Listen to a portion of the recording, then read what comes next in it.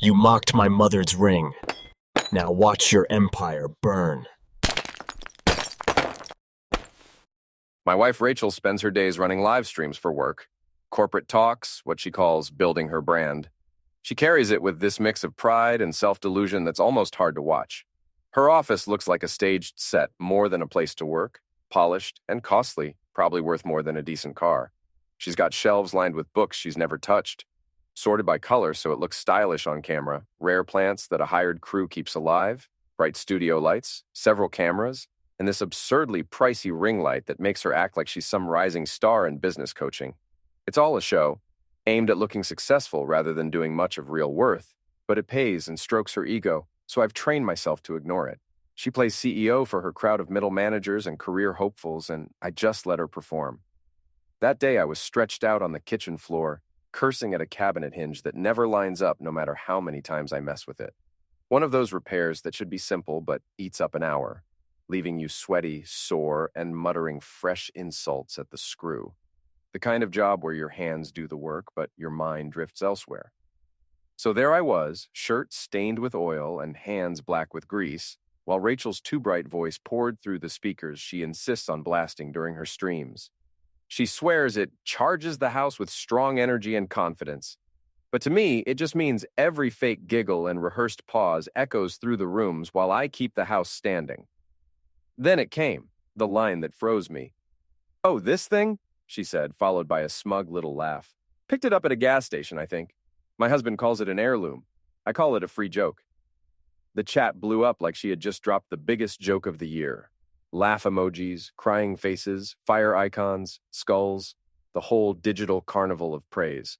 One person typed Elmo Savage with 3 laughing tears emojis. Another wrote, "She's totally ruthless LOL," followed by a long chain of skulls. The feed kept racing quicker than her mods could scroll. Queen of gas station chic. Bet your husband loves that vibe. Imagine being hitched to someone this cutthroat. Give her the corporate spouse trophy already. And there she sat, soaking it all in. That polished, on-camera grin spreading across her face like she'd solved world hunger with a well-timed punchline. This was her stage, serving cruelty for cheap applause from online nobodies who would forget her name the second they clicked away. That ring she mocked to her pack of office strivers and fake influencers. It wasn't some trinket from a gas station bin. It was my mother's wedding band. The real one. Not a random accessory she could dismiss with a flick of her polished nails, but the band carrying 37 years of weight in every scratch. My mother, the woman who held our family together by juggling 3 jobs at once after my dad got laid off from the plant during the recession. She scrubbed corporate buildings from midnight until dawn, handled rude shoppers and impossible sales goals at JCPenney in the daylight, and spent weekends balancing books for small businesses that paid cash. When bills stacked too high, when dinner was instant noodles and the power company was about to shut us down, she did the hardest thing she ever faced, pawning her first wedding ring. That antique band my dad had scraped and saved for when they were broke, but still dreaming of better years. She used the pawn money to buy this plain replacement. No sparkle, no style points, just a thin gold circle worth $43 that carried every ounce of her faith in loyalty and sacrifice. She kept that band on her hand through 18 long months of chemo when cancer tried to steal her life, through Dad's string of layoffs when the economy collapsed, through every setback, every night without rest, every blow that threatened to tear our family apart. The night she passed in that cold hospital room, she squeezed my hand, the ring catching the harsh light, and whispered her last clear words. "Save this for someone who'll know what it costs to stay. Someone who understands love is not just talk. It's showing up when everything falls apart." Rachel must have missed that part. Or maybe she never cared enough to remember. I didn't shout. I didn't storm into her office like some wild man losing control. I didn't slam doors or hurl tools like in some cliché movie scene. I just wiped the grease from my fingers on the hem of my shirt, stood, opened her live chat window, and wrote one short line that would tear apart her polished stage. "Funny, that's not what your work husband said when I sold it to him last week." I hit send and watched her face lock mid-laugh. The grin twitched, then caved in, like someone had pulled the plug on her entire act. She froze, eyes flicking off camera toward me. The stream didn't fail on its own. She eliminated it. Dead. Shut it down so fast it looked like she thought bullets were flying through the screen. What nobody knew, not even Rachel, too busy polishing her brand to notice real life, was that I pawned that ring a week earlier in a deal set up like a scene from a spy film.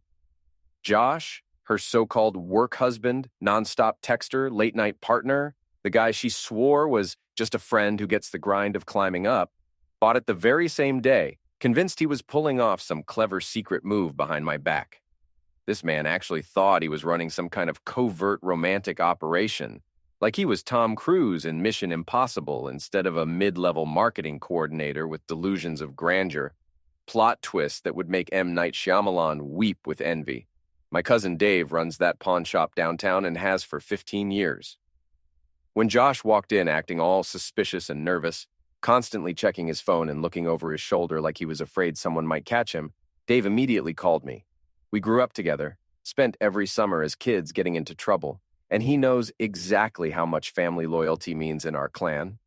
Not only did he show me the receipt with Josh's distinctive chicken scratch signature, but he even discreetly snapped a photo of this grown-A man trying on my dead mother's wedding ring like some lovesick teenager getting ready for senior prom. Dave said Josh kept staring at it, rotating his hand in the fluorescent lighting, probably composing the romantic speech he planned to give Rachel when he surprised her with this incredibly meaningful gesture that he'd somehow convinced himself demonstrated his deep understanding of her soul. The image was absolutely priceless. Josh sitting at the counter of Murphy's Tavern, whiskey in hand, my mother's ring gleaming on his finger while he grinned like he just won the emotional lottery and solved world hunger simultaneously. Dave said Josh kept staring at it with this dopey, lovesick expression, rotating his hand in the dim bar lighting, probably mentally rehearsing the romantic speech he planned to give Rachel when he surprised her with this incredibly meaningful gesture that would surely prove his deep understanding of her complex emotional needs and demonstrate that he was clearly the superior choice compared to her oblivious husband, who apparently couldn't appreciate her sophisticated sense of humor. Her live stream died instantly, like someone had pulled the plug on her entire personality. Complete radio silence from the office. Then I heard her voice again. Shrill, panicked, completely stripped of her polished on-camera persona and corporate speak training. It was like hearing a completely different person, the real Rachel underneath all the professional development courses and media training workshops. 10 minutes later, she exploded through that office door like she'd been launched from a cannon by pure rage and humiliation, heels clicking across our hardwood floors with the kind of militant precision usually reserved for angry mothers about to ground their teenage children for the rest of their natural lives. I swear the temperature in the entire house jumped 5 degrees just from the pure fury she was radiating, like she was a walking heat source powered by wounded pride and damaged reputation. "What the hell was that?" she demanded, standing there in her perfectly coordinated outfit, hair still camera-ready, but with this wild look in her eyes like a cornered animal. "You humiliated me in front of clients." That live stream had donors watching, board members from 3 different companies, potential investors for the Atlanta expansion I've been working toward for 2 years. I didn't even look up from cleaning my tools, just reached into the hallway drawer, the one she never opens because it doesn't contain highlighters or skincare samples or any of the other random stuff she hoards, and pulled out a plain white envelope I'd been saving for exactly this moment.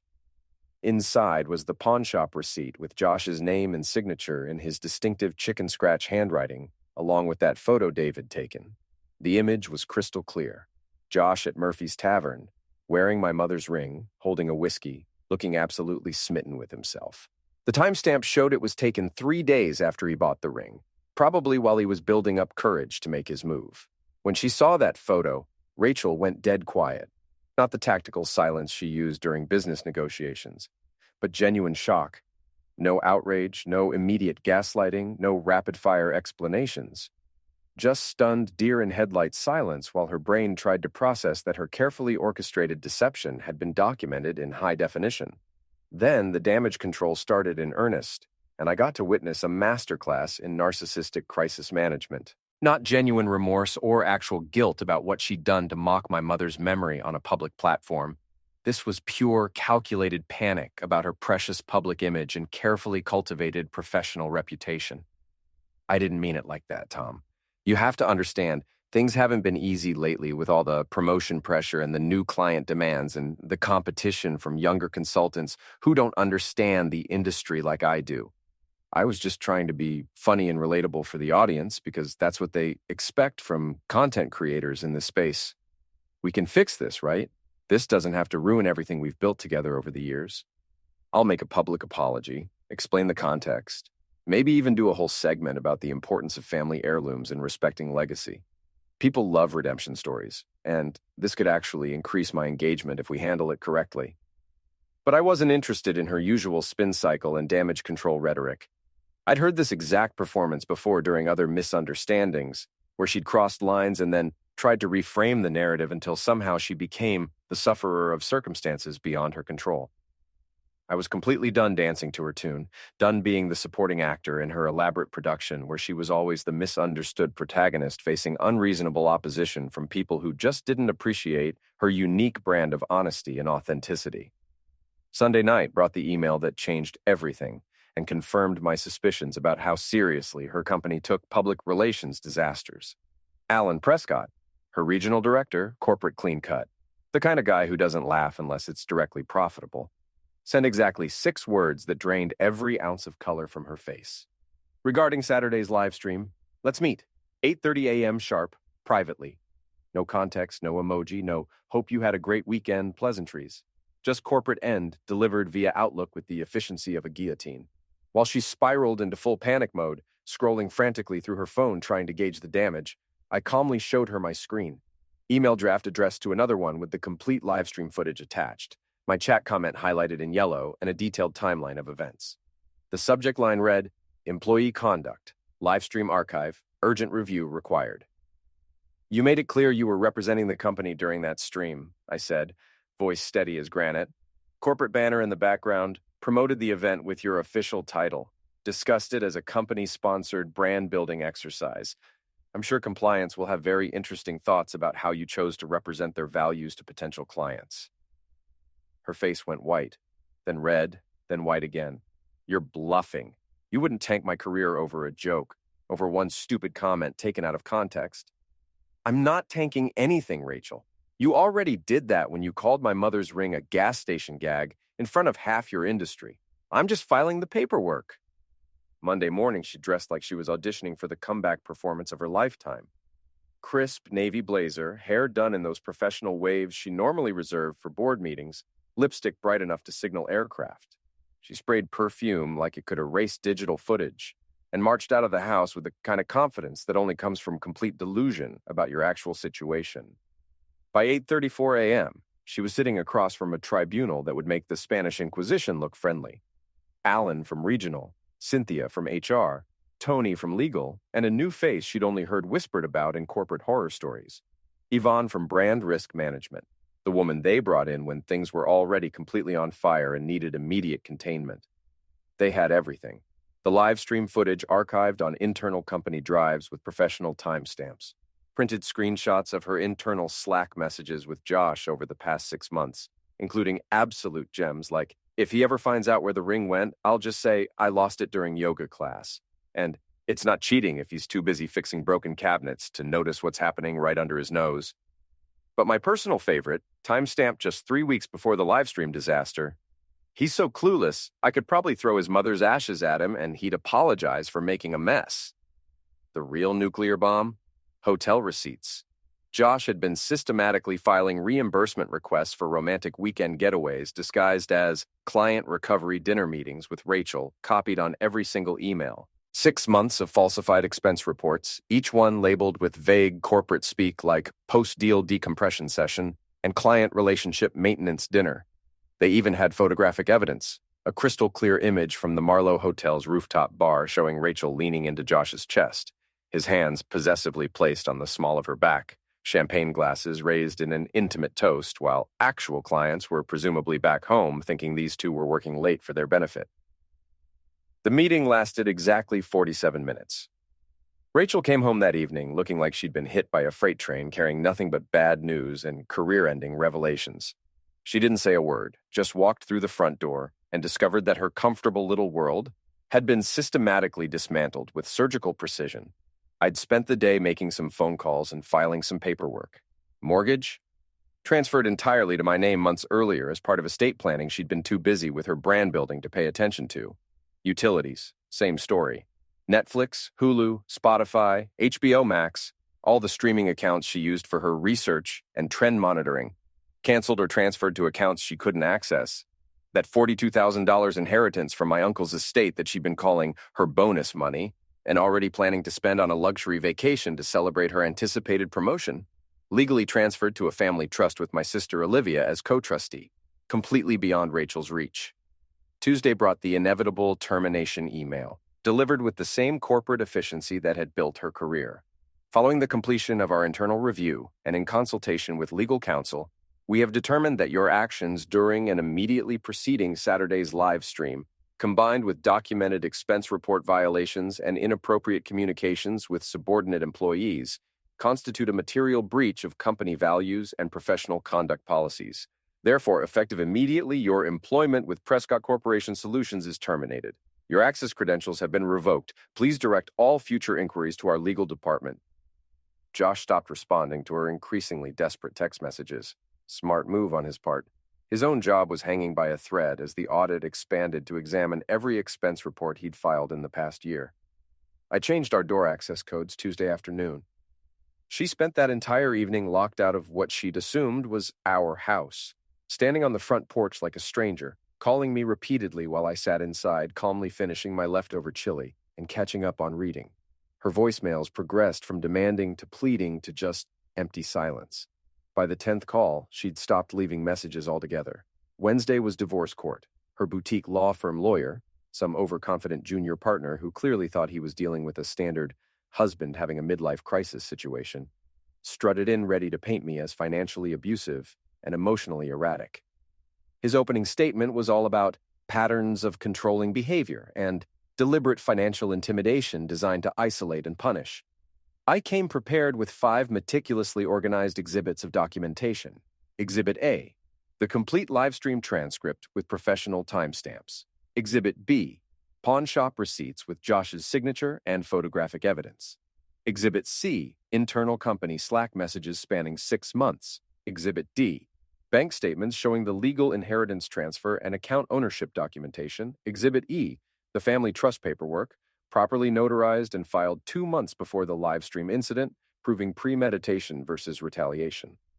The judge, a seasoned man who'd clearly seen every variation of marital breakdown imaginable, wasn't buying Rachel's sudden sufferer act. When he read her own words back from the live stream transcript, got it at a gas station, I think. My husband calls it an heirloom. I call it a free joke. While holding the documentation proving it was actually a deceased woman's wedding ring, his expression said everything about how this was going to end. Her lawyer tried a desperate Hail Mary about emotional distress and temporary insanity, but you can't claim temporary insanity for 6 months of documented deception and expense report fraud. The ruling was swift and decisive. I retained full ownership of the house, the family trust remained completely intact, and Rachel forfeited all equity claims since her name had been legally removed from the property deed months earlier as part of legitimate estate planning. 3 days post-court, she's completely unemployed, effectively homeless, and experiencing something entirely foreign to her previous existence. Actual consequences for her actions. No corporate safety net to catch her fall. No Josh returning her calls now that his own career is circling the drain. No clever PR spin to make this entire disaster disappear into the digital ether like it never happened. The woman who built her entire identity on mockery, manipulation, and carefully curated social media presence finally ran out of other people to blame and external circumstances to hide behind. For the first time in our entire relationship, Rachel is experiencing genuine silence. Not the tactical kind she used during business negotiations, but the profound quiet that comes when all your bridges have been burned and there's nobody left to call. Some people think revenge needs to be loud and dramatic, full of shouting matches, broken dishes, and confrontational scenes that neighbors call the police about. But sometimes the most devastating response is methodical documentation, legal precision and strategic patience, collecting evidence, following proper channels, and then stepping back to watch while someone's house of cards collapses under the accumulated weight of their own poor decisions. The ring is back in my possession now, sitting in the same small jewelry box where Mom kept it on her nightstand for 37 years. Sometimes I take it out and hold it up to the light, remembering her hands, her voice, her absolute certainty that love meant showing up when everything else falls apart. She would have understood this entire situation completely. Not the revenge part, but the recognition that sometimes the cost of staying isn't worth what you lose of yourself in the process. Rachel learned that lesson the hard way, and frankly, she earned every single bit of the education.